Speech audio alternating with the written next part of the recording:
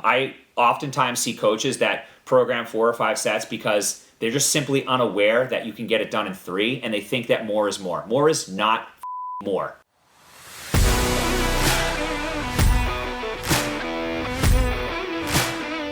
What's up everyone, Jason here, King of Programming. Welcome to the channel. If it's your first time here, make sure to like, subscribe, comment on today's video. This is one of many programming reviews that I'm doing on my channel. And just a quick little backstory for today. Some of you have commented about the King of Programming. A lot of people actually really like that name. To be completely honest with you, I didn't come up with a name, my wife did, and I felt like I'm sitting here and I'm saying I'm the King of Programming. I want to give you guys a little bit of context as to know me as a person a little bit better. So my wife came up with a name and put it in my bio one day on Instagram. And funny thing enough, my business coach the next day said, man, I really love the King of Programming. And I was like, wait, King of Programming?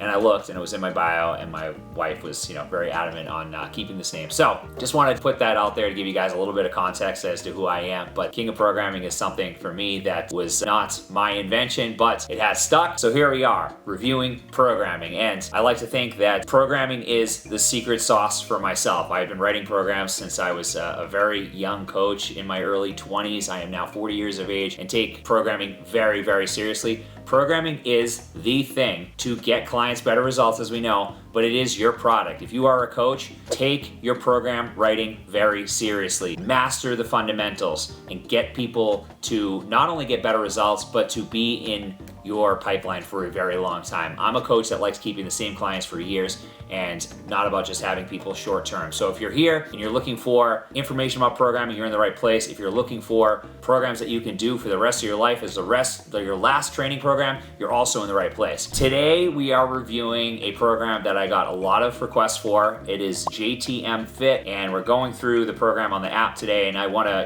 start these videos, all of these videos, by giving you guys a little bit of background as to what I'm looking at. So what I tend to see with programs these days is that people just they take everything and they just throw it into one program. And when people see that, a lot of times people that don't have any background or don't have really any context as to what makes up a good program, they think, wow, I'm sore, I'm winded, I'm sweating, I'm dying, it must be a good program, right? Or the guy writing that program, the guy or girl writing it, is in really great shape. They've got six-pack abs, glutes, everything that you would think of when you think of someone that is really in shape and embodies just the healthy persona, if you will. That, unfortunately, is not the criteria for writing a good program. What the criteria is basics, very basic things that are not sexy, things that don't get clicks on social media. Sets, reps, and rest intervals. Programming the right movements with the right sets, reps, and rest intervals is key. If you program back squats and you're constantly doing 3 sets of 20, guess what? There's going to be some breakdown. There's going to be some risk of injury that you can easily avoid by just subbing in a different movement with that type of scheme. Now, on the other end of it, we look at things like order of the session, exercise order. So I went over one of the programs, which you guys have probably seen, but if you haven't, check it out. It is Nick Bare 1.0 hybrid, just a hodgepodge of that program is. Asking people to do hundreds of reps of abdominal work before they squat, deadlift, and press.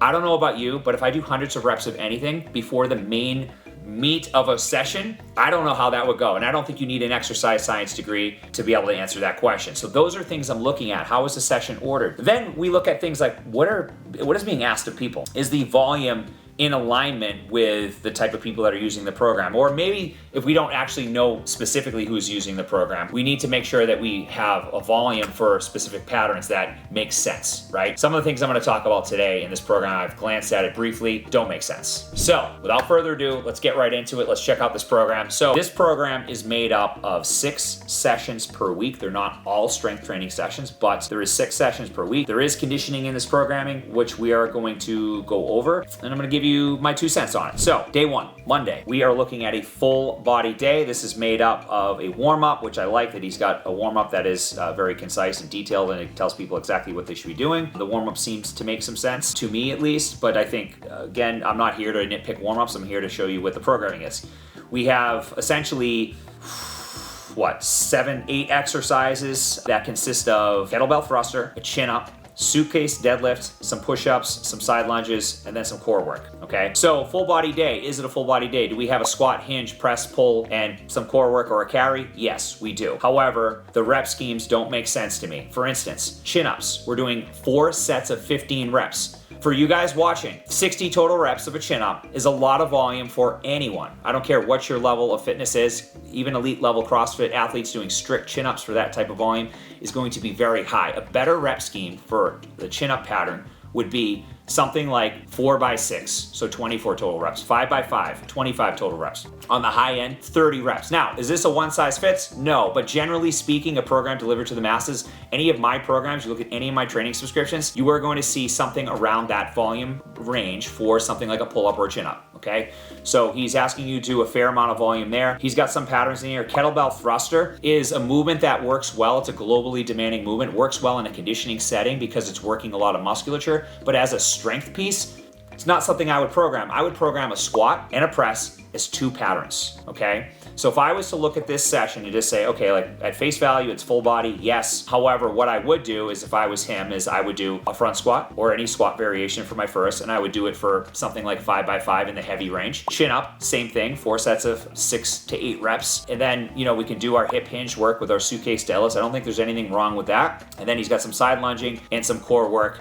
Again, so this session is kind of lackluster, a lot of fluff, too much volume, rest intervals are there, 90 seconds, 4 sets of 12 for a thruster and resting 90 seconds. You're gonna be hard pressed to actually push that the way you would because the rest interval is not long enough. So there's really a lot to be desired here, but I will say I do like that he has a cool down and he has a warm up.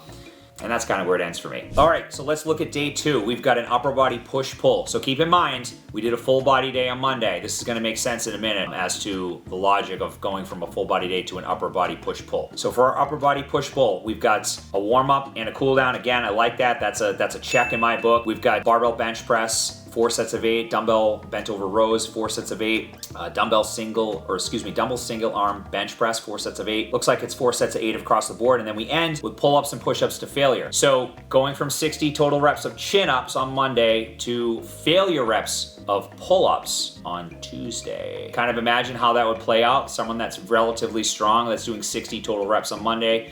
Yes, chin up, supinated grip. We're gonna get more higher degree of biceps involvement as opposed to a pull-up's gonna be more upper back, but we've already got key musculature that is already pretty stressed out from day 1. So in my mind, trying to structure a full body day and then an upper body pull day, could we do it? Yes. But in my mind, the better option would be to spread this out a little bit more, okay? And again, separate those days a little bit so there's not a lot of basically overlap between movement patterns that we've done. Now, if I look at the movement patterns and I look at the rest intervals are really off. Barbell bench press for heavy sets of 8. 90 seconds rest is not long enough. We could certainly go as high as 3 minutes rest with that. I do like the amount of rowing work that he's got here, but I do think that the overall structure of this session, if I was to just like take this session just by itself in isolation and try to make it better, I would do barbell bench press and maybe I would build to a heavy 8 over the course of 4 sets. And I would rest 2 to 3 minutes between sets. I would superset those dumbbell bent over rows with my single arm dumbbell bench press.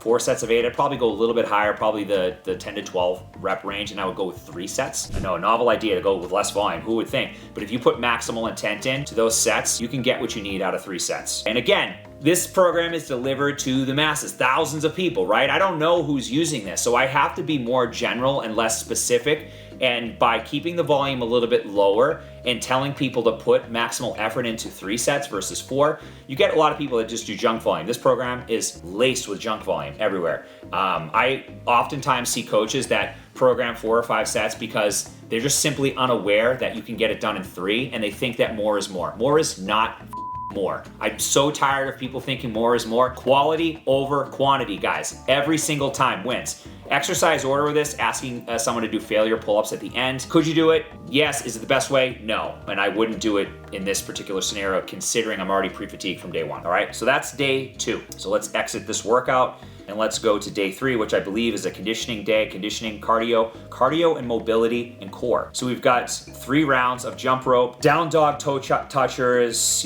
basically got some general movement in here, a forearm plank. All right, is this cardio? So we've got a total of 3, 4, 5, 6, 7, about 9 minutes per round. So 27 minutes of work. You're gonna have a the heart is gonna spike all over the place with this type of work. Jump rope, it could be very low. And then we're doing some static stuff, forearm plank. Not really optimal for cardio. If we're looking at aerobic capacity, we're looking at trying to improve the aerobic system. One, you're gonna need longer duration. Two, you're gonna need things that are very sustainable and keep the heart rate more consistent across longer durations. And I don't think I have anything really wrong with this, but there are better things that we could be doing with our time. Now, if someone wanted to do some active mobility, yoga style stuff, you certainly could, but make that part of the session as its own thing.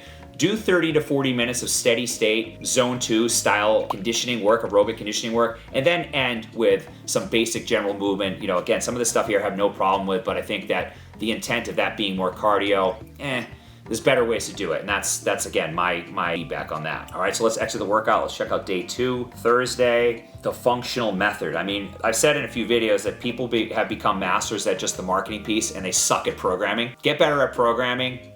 Marketing is its own language, I get it, and I know people are really great at that, much better than I am, but you could have all the great keywords, buzzwords that you want. If your program sucks, your program sucks. So we're gonna get to whether or not I think this program sucks. But day 4, we have, it doesn't really say, so this is a lower body day. I actually missed that. So lower body centric day. We did an upper push-pull on Tuesday. We've got box jumps, 5 sets of 4. He's actually got a longer rest interval here, which to me makes more sense. You could certainly keep that rest interval actually a little bit lower. He's got 2-minute rest for barbell back squat, 4 set of 8. Barbell deadlift, 4 sets of 8 with 2 minutes rest. Back rack lunge, dumbbell RDL, dumbbell squat jumps, 50 reps, and then some core work. So I don't think this is particularly a bad day of training. I think that we could really get it done a little bit better though, and here's how I would do it. I would start with a box jump. I think it's a great way to potentiate the nervous system and get someone ready for the training of the day. I would go with a lower scheme though. So it's 20 total reps. I would go with 6 sets of 3 instead of 5 or 4 sets of 5 or 8 sets of 3, 24 total reps, which is a good rep scheme. 3 reps is a good scheme to keep people in, to really be maximal with their intent, jumping high and not being fatigued in a way where it's going to tap into more strength endurance. We want those to be more power-based movements and have someone be able to execute those with just maximal intent. So I would keep the scheme lower, and I would also bring the rest interval probably down to 60 to 90 seconds, and depending on what the parameters are, but it looks like it's just doing kind of a cross sets where you're doing the same height. So I would, again, change that. Barbell back squat, I would build to a heavy load or maybe do some speed work. 4 sets of 8 isn't super descriptive. I don't really know what that means. He doesn't say what to do, and he doesn't say what to do with any of these things. So 4 sets of 8 could mean a lot of things. It could mean we build in weight. It could mean one weight across all sets. It could be, speed work for that rep range probably wouldn't make sense, but to be clear and be concise with what we're asking for is very important. How many reps in the tank do you want? What type of percentage are we looking at? What type of intent is it? All those things matter. So that's what I would do there. Barbell deadlift I would probably remove, and I would replace that with an RDL. So I would go box jump, back squat, RDL. He's got dumbbell RDL, so we've got deadlift on deadlift. We don't really need it. We can do a lot, and we were already going to be pre-fatigued from doing heavy back squats. So an RDL would be a better top-down movement pattern to really train the posterior chain. Barbell back rack lunges, I would probably go with a different lunge variation just because we've already loaded the spine quite a bit. So it'd probably be more like something like a dumbbell lunge, with dumbbells by your side. Jump squats at the end, again, plyo-based movements. And he's using it for more hypertrophy. I would probably go with a different variation like a goblet or hamburger squat altogether. And then I think that the core work, hollow rocks, is fine. So overall, this is probably the best day I've seen out of the week, but still needs some tweaks. If you want this to be a legitimate, solid training session, there would need some things to be cleaned up. But keep in mind where this is put in this program and how this looks in the whole week view. We're not looking at just one day, we're looking at the whole week view, and that's what we need to always consider here. Okay, so let's look at Friday. Friday, we have conditioning. So let's just back up. We've got a full body day. We've got an upper push-pull. We've got kind of a filler day with some cardios, kind of flow-based movement day on Wednesday. We've got a lower body day on Thursday. We've got a conditioning day on Friday. And this is kettlebell complexes, which I absolutely love. 8 rounds of 5 reps per movement. Swing, thruster, which we've already done thruster, keep in mind on Monday. Burpee, high pull, And I don't really have anything wrong with this. He's got some tuck hold work for some core. There's nothing particularly wrong with this day as far as what it is, okay? So I don't have a ton of nitpick on that, but we're gonna talk about how this fits in within the week, and I think some of this stuff might make more sense. And then we've got another core mobility cardio day, if you will, and it looks very similar to that Wednesday. Actually, I think it's the same day, except on the other day we had jumping rope. This day he's got using the rower. So this program itself is made up of a lot of volume. I would say that the structure of it could be significantly better. If we're gonna do a lower body day, an upper push pull, you know, the full body day does fit into there somewhat, but the exercise selection is, in my opinion, off. And then doing chin-ups and pull-ups of that volume on back-to-back days is off. There is no real aerobic conditioning. We've got complexes. We've got, again, some filler work, which isn't really long enough to make the impact that we want it to. So in my mind, this program is definitely not the worst I've seen, but it does need some work, and I think that there are much better options on the internet to date. So with that said, I'm gonna give this programming a stamp of disapproval, and I'll see you guys on the next video.